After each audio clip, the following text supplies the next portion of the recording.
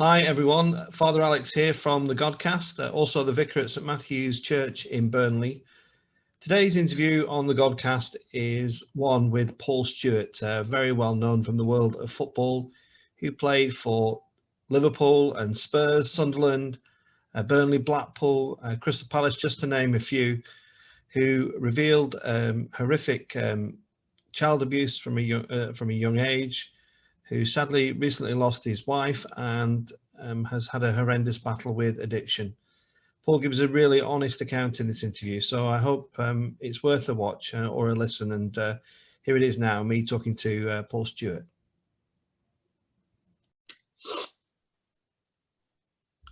Well, I'm delighted to say that joining me on the Godcast today is Paul Stewart. Now, Paul is an English former professional footballer who played at the very highest level. He played for Manchester City, he played for Tottenham HOTSPUR and Liverpool and other teams as well.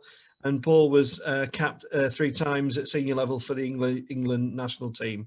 And he also, in the early 90s, he won the FA Cup with Spurs. So a fantastic career. And I don't know how important or how good this was for Paul, but he was also inducted into the Hall of Fame at Bloomfield Road, where he was when it was opened by Jimmy Armfield, I think it was, in 2006. So he's got an affinity to the Northwest, and we'll learn about that in a minute. Paul, it's great to have you on the Godcast. How are you doing? I'm not so bad, Al. You know, it's been difficult times, hasn't it, for everyone?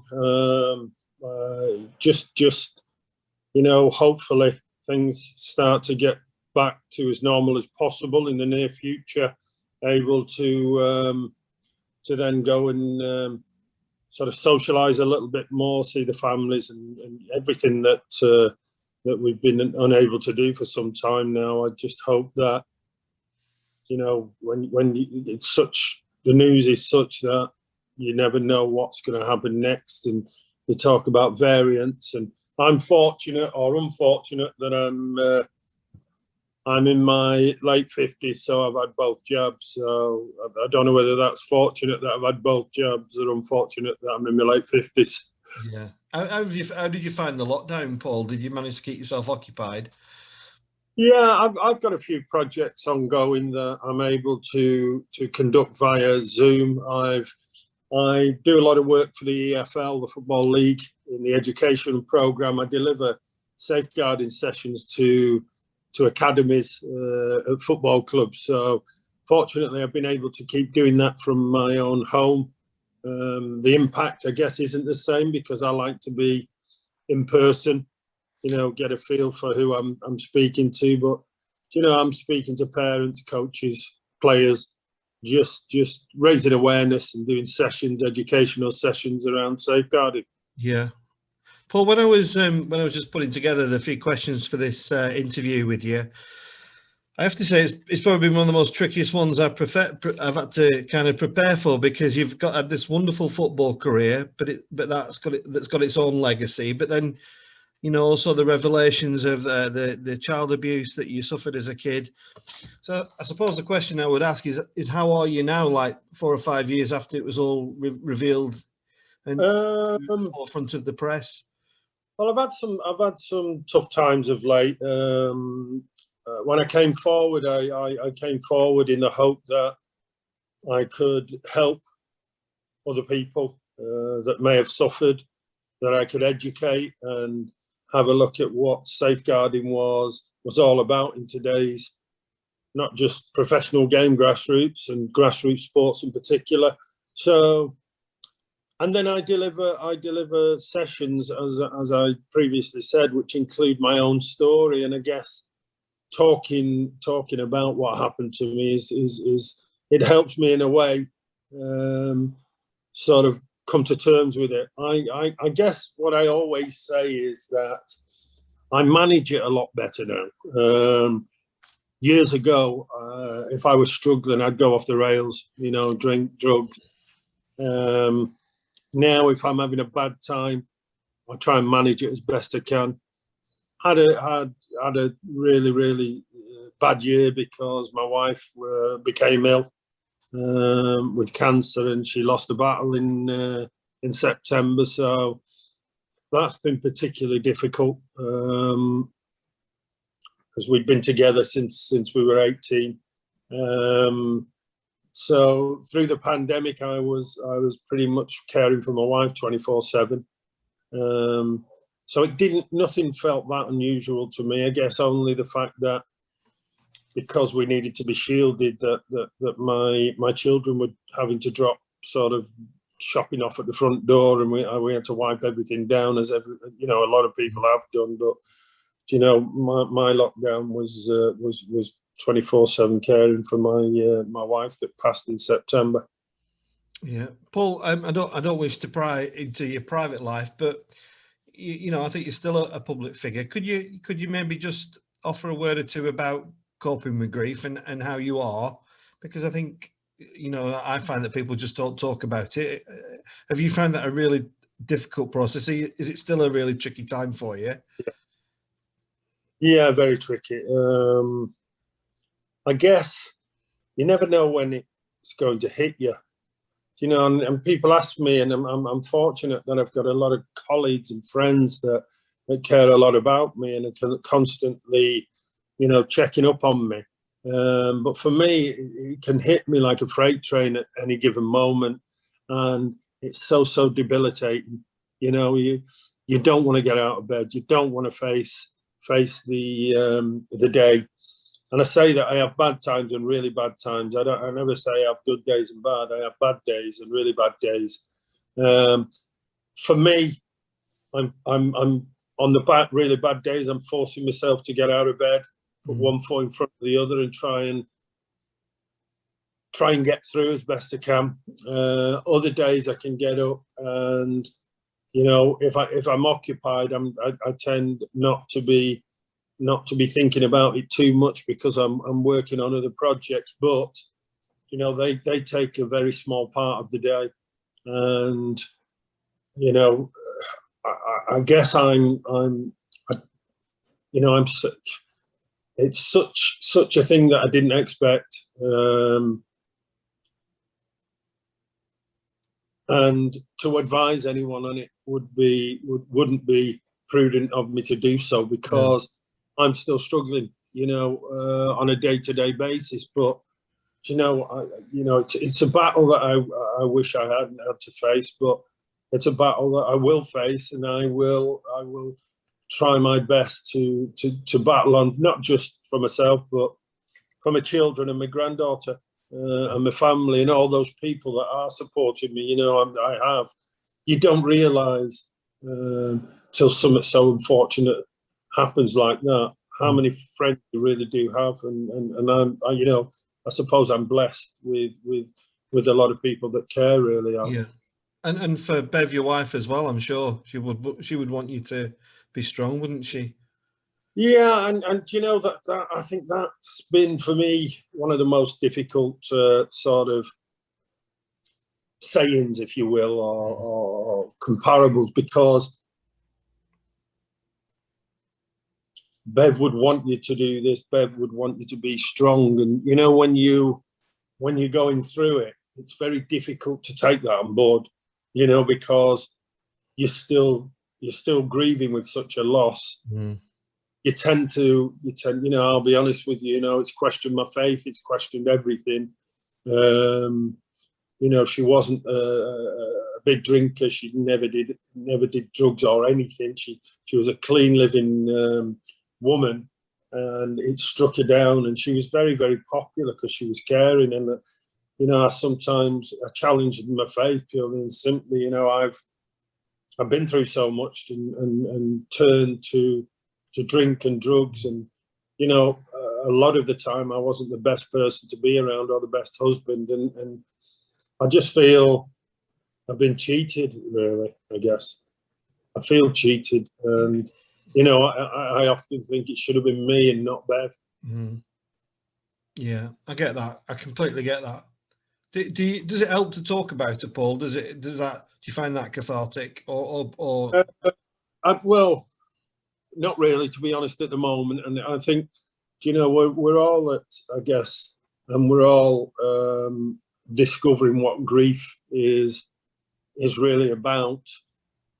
individually. You know, I did have some counselling, but again, you know, the counselling was, Bev would want you to be happy. Bev would want you to celebrate this, and it wasn't helping me. So I stopped. But my two daughters have continued with it, and I think it's helped them.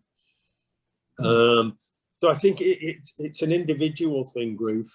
That's what I would say, because it's your experience is not the same as anyone else's.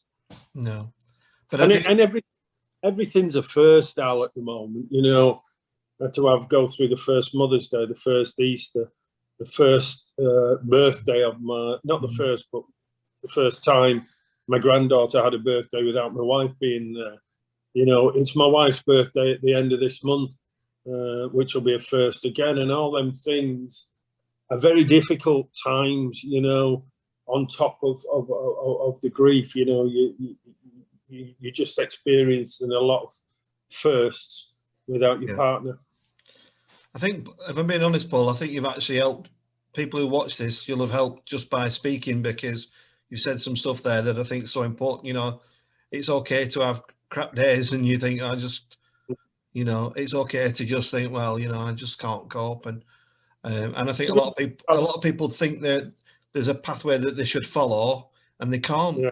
And I think that's fine. And I think just saying what you've said is brilliant, brilliant. And I'll be brutally honest. I haven't really publicly spoke like this about it, purely and simply because, you know, a lot of people have suffered. A lot of people have lost loved ones through this pandemic, and I didn't think it would be right for me to publicly share my experiences when a lot of people have gone through such tragic times. And it's been so difficult for everyone.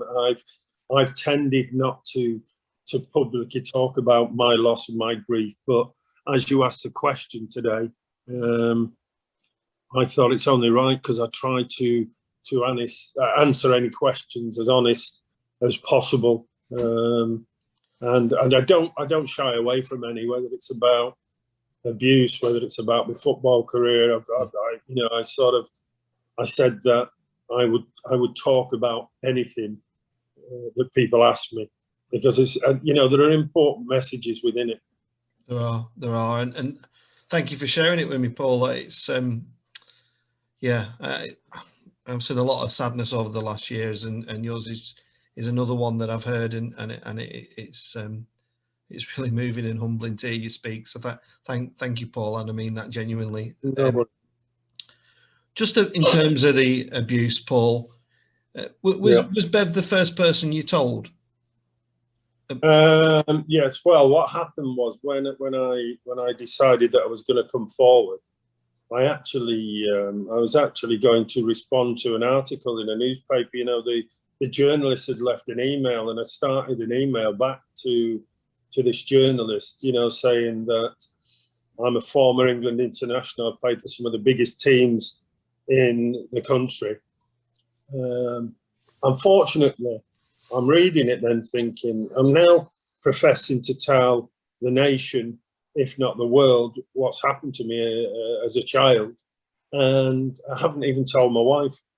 So I didn't send that email, and I came home and spoke to my wife and children, not just about what happened to me, to tell them that I was going to go public with what happened to me. To be fair, the support was resounding.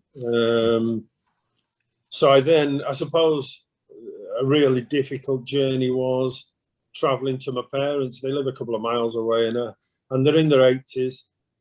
And I'd made the decision that I was going to go public, but I had to go and tell them that this coach that had been invited into our home, in fact, ended up living with us, had abused me both sexually and physically for 4 years. And I knew it was going to shatter them.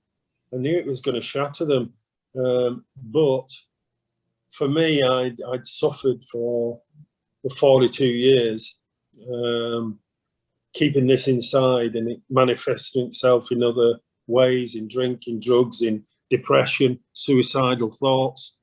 You know, being not the best dad, husband, son, because of my actions, you know, the devastation I'd heaped on my loved ones. I needed to sort of try and hopefully find some solace. I was a little concerned that I might be opening a Pandora's box, but what I'd been through for all them years, I couldn't open anything any worse than what I'd been through. So yeah, you know, my family were the first ones that I told about what happened to me, and that I was going to go public about it.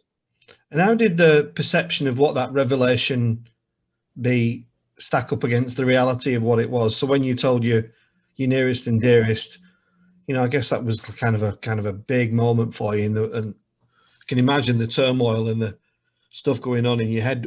What was the reality like? Well, it was emotional. I'll be honest with you.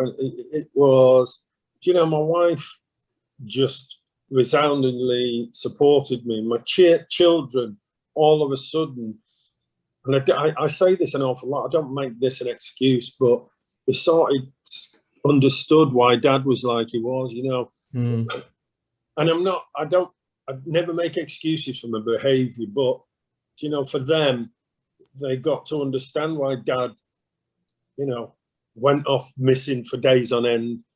It wasn't there at school to pick them up or at parents' evening because he'd gone off the rails, and how Dad can't show affection or love.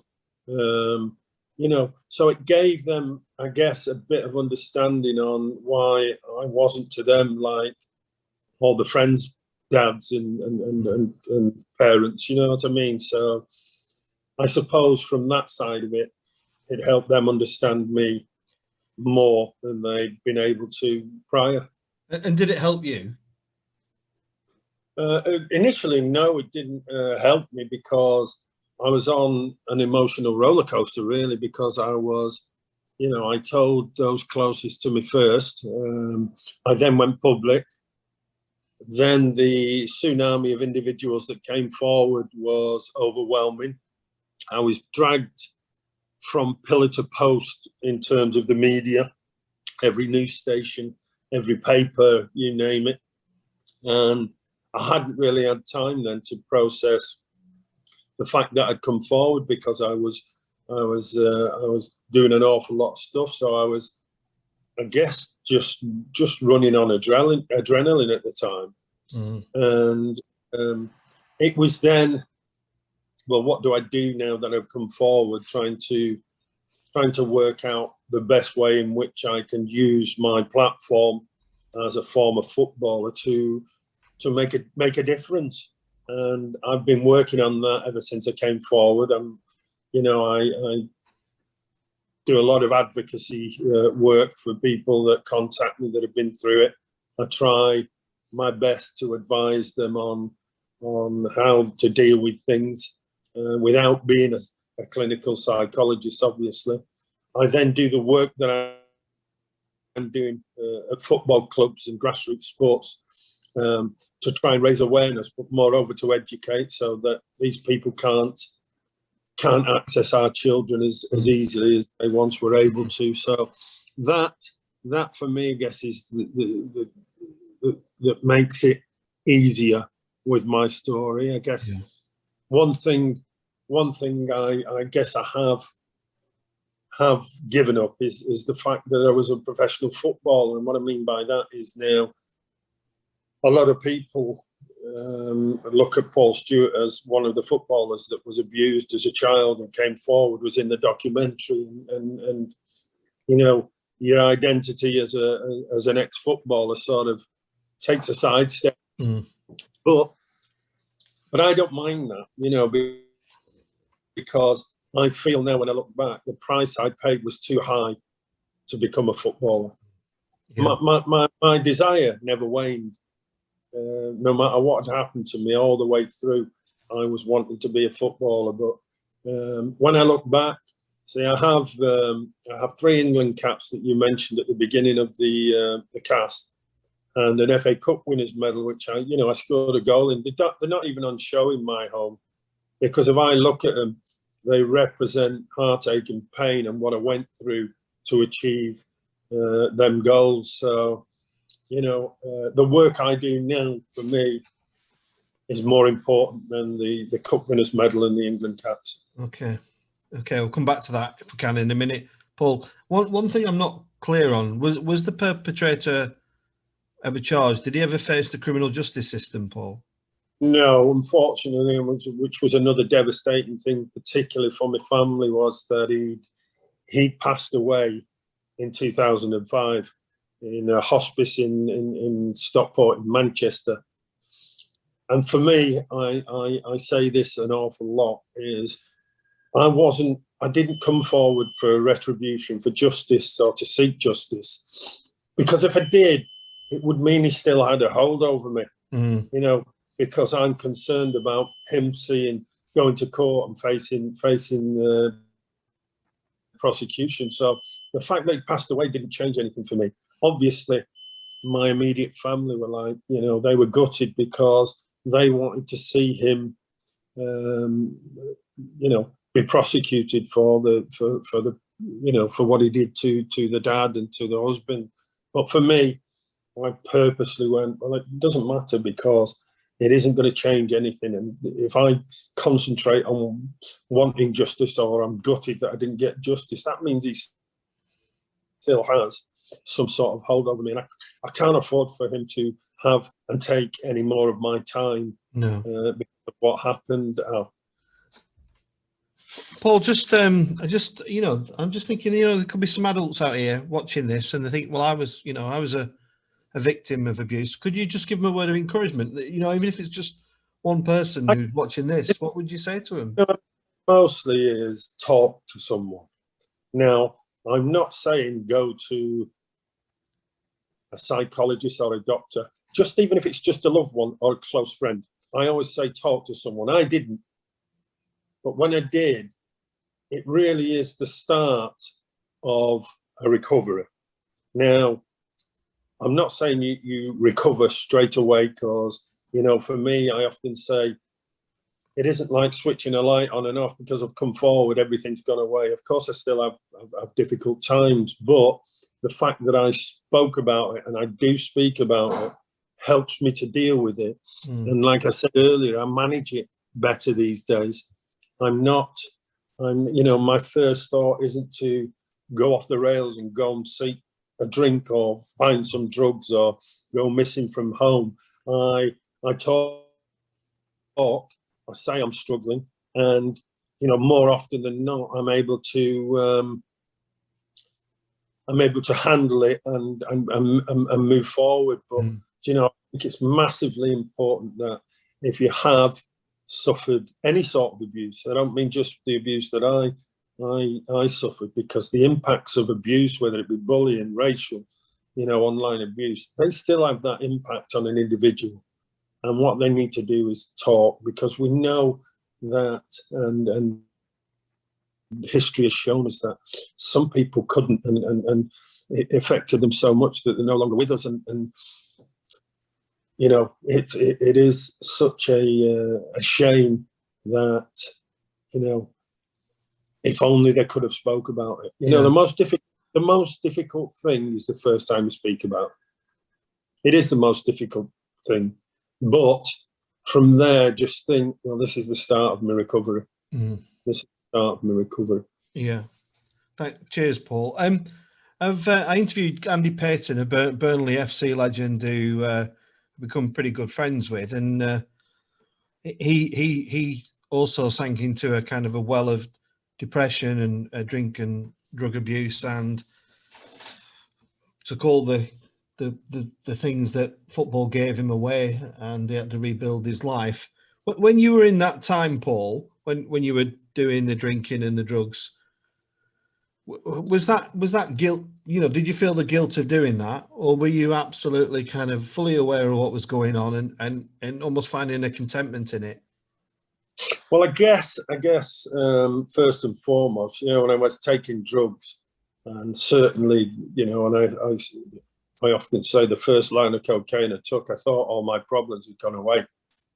I really, you know, the dark thoughts, the unhappiness, the sadness, it just went away.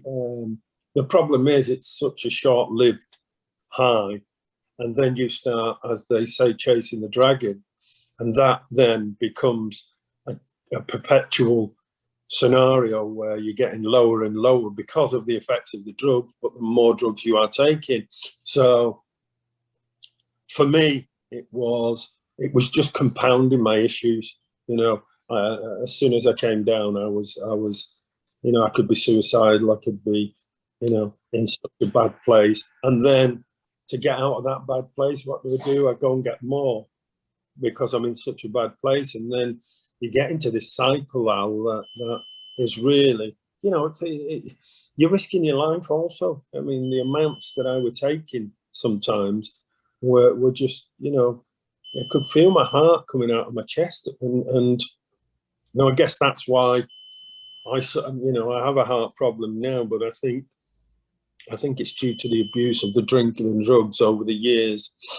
But I genuinely did it just to try and get out of a scenario or out of a life that was just tearing me to bits. And were you quite open with it, Paul? Were you doing it No. in the corner of a room, or and people knew that? Did everybody know that Paul Stewart was on it? Or that was the problem. I thought I was being secretive. As my children got older, they were being taunted at school, saying your dad's a cokehead. Footballers started to catch on that was what I was doing, which was why I suppose my career took a nosedive at Liverpool. So, maybe I thought I was being discreet, but I think that people were cottoning on, and therefore I became untouchable, really. I was languishing in the reserves at Liverpool, and people just know what I was doing off the pitch, and it remains one of the biggest regrets, because I really think I should have succeeded at Liverpool. But when you're taking drugs and drinking heavily every day, one can't perform at the top of his ability. I mean, they talk about these, cocaine being enhancing when you're playing. I can't for the life of me think where it would enhance your performance. I could see it crippling your performance, but not enhancing it. But yeah, for me, it was, people were picking up on it, even though I wasn't blatant about it. Mm.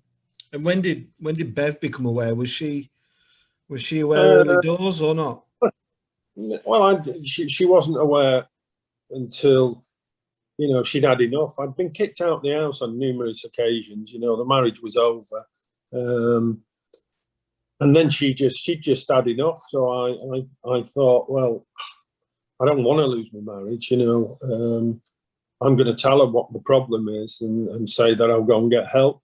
And I was fortunate that she came along with me to the first appointment to see somebody regarding the drug abuse. And what was the thing that made you stop? What was the moment that you thought, I can't do this anymore? I've always been intrigued by people's kind of get out. My family, I dearly loved my wife and my family, and I didn't want to lose it, because I knew that Bev had come to the end where, when it's very difficult. And I think it probably says in the book that I wrote, where Bev has a chapter, and she tells of what I was like. And I think when you read that, you realize what devastation you heaped on your wife and on your children, and I just didn't want to lose them. I didn't want to lose them, and I wanted to get off doing it, because it became a cycle where I would be down on a real downer after the drugs, and then I needed the drugs to get me back up. Otherwise, I don't know how I can explain, but it just became a constant cycle of ups, and the more you take, the more you need, and it doesn't make you into a nice person. It doesn't. The initial hits, you look like the biggest joker in the pack, but then, you disappear into the toilet every 2, 3, 4, 5 minutes because you need that high again, and you don't get it. And all it's doing is killing it. How much dosh do you think you gave to drugs and drink, Paul, in those bad times? I think we've said about $500,000 over the years. Really? In the book, yeah.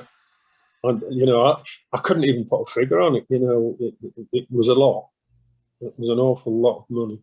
And you see, it wasn't just that, spending that, but because you were a footballer, you had people that wanted to be around you, and if they had drugs, they'd give it you for now because they wanted to be socialising with you, and they wanted to be seen with you, and they wanted you to be their sort of drug buddy. So apart from the money that I spent, I was also getting it for nothing. And you were just so how long did it take you to get clean then? Was it a long process? Yeah, it was, and then I relapsed again sometimes later, and I got clean again.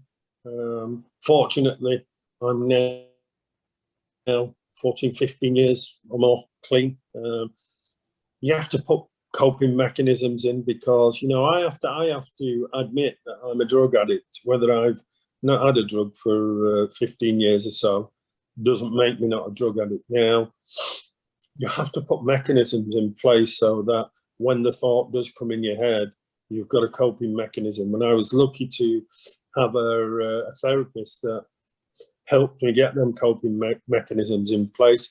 So now my first, when I'm going through a bad time, my first thought is not drugs. In fact, it's probably my last thought, because I know that if I take one line of cocaine, that's me then back on the road to ruin. So,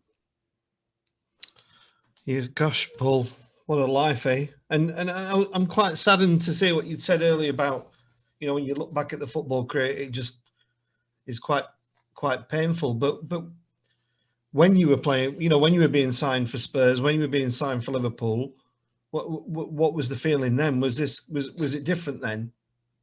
Once I was on the field of play, and this came out of my childhood. When I was on the field of play, and as a child for that 60 minutes, because it used to be 30 minutes each way, that was my safe haven. While I was playing as a child, nobody could hurt me, nobody could harm me, nobody could abuse me because I was on the pitch.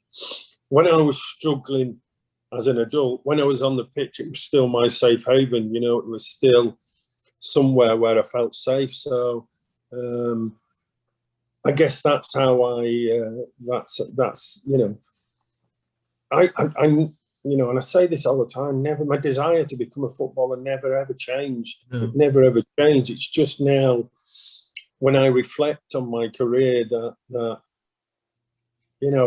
I talk to the kids at the academies, and I say, you look at my career behind me, and you may think it's an half decent career. I didn't enjoy it. I said, what I want you guys to do is the experience and the journey that you're on, wherever it takes you, is enjoy it. And I mean, if you've got an issue, there is a support network, go and speak to somebody. I don't care how small or how big the issue is, speak to somebody, because it can be an incredible experience that you're embarking on. And the clubs want you to, once you leave the academy or if you go on to be successful, they want you to say, when I was at Burnley, Derby, wherever, I had a great time. And they want you to come in every day with a smile on your face, and all you're thinking about is the session ahead. Now, football throws a lot at you to deal with the football itself. So to having then to carry something round makes it more difficult for you to I guess, succeed and play your best football. So, my biggest bit of advice is, if you've got an issue, speak to somebody. Try and enjoy the experience, because I had, and I show them the stats that I have, and I say I didn't enjoy the experience, and I should have done. Yeah, it's really interesting. I was talking to Chris Casper, I'm sure you know, who's at Salford. Yeah. sporting director, and he just said, you know, the amount of kids that come through with the expectations and all they just want them to do at a young age, 10, 11, is just enjoy the game of football. But they come with a lot more kind of baggage as well, don't they? What they want and demands. And yeah, I think it's far more difficult now. You know, you've got parents that see their child as a golden ticket in some ways because of the money that's earned in the game, which puts added pressure on the child. You know, the parents like that their child is at Manchester City's academy as, you know, 8-year-olds and 7-year-olds, and for me that's far too young. But the parents like to stand and socialise, saying my son's at City, my son's at United, and that, I think, sometimes is added pressure to the youngster, and they're far too young. I think they should just be out there enjoying the game, enjoying playing, and not considering that I'm at this club or I'm at that club. And clubs shouldn't take them in as young as they do, because, you know, in some cases you've got them at 7, 8 years of age, and then they're coming through the ranks and they get to 23 and they've not played a game. They've been dreaming about this career, this golden career that they were going to have, and they're not prepared for when they're told, I'm sorry, but we're releasing you, and they can't get another club, and then they go into the communities whereby they struggle and they commit crimes, and they go down the drug route, and you know, some commit suicide, which is, you know, we need to be more aware, and we need to look at what we're actually doing to these kids when we're taking them in at clubs, and we need to make sure that they've got an exit strategy so that they can cope because 0.06 players make it into the professional game. Yeah. That is just, you know, when you look at that stat, that means we've got an awful lot of children that play football that could be being released into the communities with mental health issues. Yeah, I think it's a really good insight, that, Paul. Thanks for that. I just want to try and talk about some joyful occasions now. I noticed, Paul, that you. We have, as a club we've not mentioned, a club very close to my heart, Burnley, and I noticed that both you and Gaza graced the Hallow Turf Moor. Just tell us about Gaza as a footballer, first of all, Paul. Was he the best you played with? Yeah, without doubt. Without doubt. I mean, when he came back from that World Cup, when he was sort of introduced to the world, he was phenomenal. And I think the best player on the planet. Until he got injured, but he was, as an individual, by far the best player I've ever played against, and I was lucky because I ended up playing in midfield by pure luck, because we had a couple of players sent off, and then I thought to myself, this is a great gig. If I can get the ball and just knock it a couple of yards to Gaza or find Gaza, he would then do some magic, and I'm thinking, don't get any better than this or any easier. I'll just get the ball, and you know, and then people start to say, hey, he's not a bad player, Stewart in midfield. So yeah, he was by far the best player I've ever played with. But I mean, it's funny. I knew you were going to ask me about Burnley, and there is a backstory to that. I was struggling in the reserves at Liverpool. I'd been to Wolves actually on loan, and I did my ankle ligaments, and I tried to get fit while I was at Wolves, but you know, I was trying to rush back just so I could stay at Wolves and play, but it just wasn't happening. So I went back to Liverpool, and Burnley came in. I think it was Jimmy Mullen, would he be the manager then? Came in for me. So I went, and I think I got sent off in probably the first 2 games, didn't I? And I was then banned for the rest of the 3 months. I was in such a bad place, you know. I was on the pitch and the crowd were on my back, and I threatened to throw the shirt at them. But anyway, some months later, Adrian, he took over. Anyway, he rung me up. He said, Stewie, would you consider coming on loan? So I just went to, I said, Inch, have you spoke to anyone about this? He went, why? I said, I think you should go away and speak to people before you say anything or before we agree anything. Anyway, he rung me up the next day. He went, Stewie, what the hell did you do when you were at Burnley? He said, it was in the Lancashire Post that Adrian Heath is going to come in for Stewie at Liverpool. And he said, I've never had so many people ring up saying that if he comes back here, I'll rip my season ticket up. I said, well, I told you. Yeah, so this would have been in the days when Gawthorpe was it wasn't the greatest of places. I interviewed Jamie Oyland, and he was like training ground awful. He was saying it were full of moss, and Dewey said, but it were our moss and it were our dew, and it made it special. But I guess you've not. Have you been down to Gawthorpe since? It is just incredible now. I have to. If my destination means that I have to go through Burnley, I drive around because I don't know whether I'll get lynched. You know, even now, fans remember.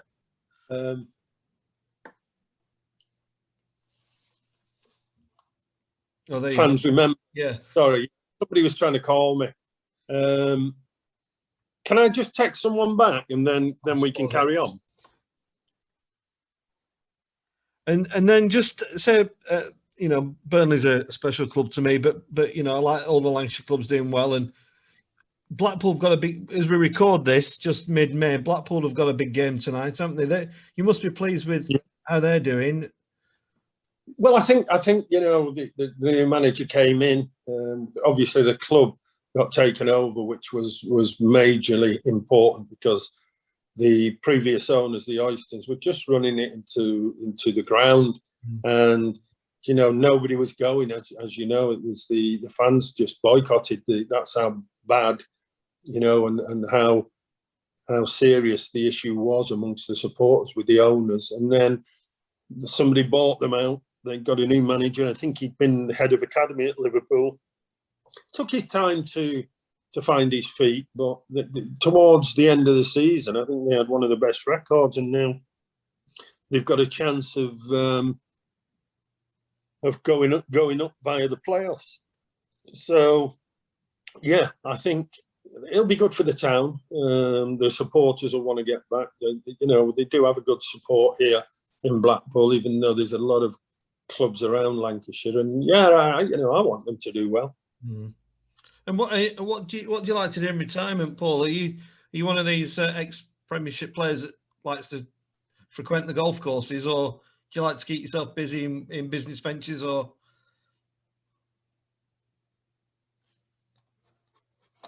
EFL, delivering to the football clubs. It doesn't take up all my time.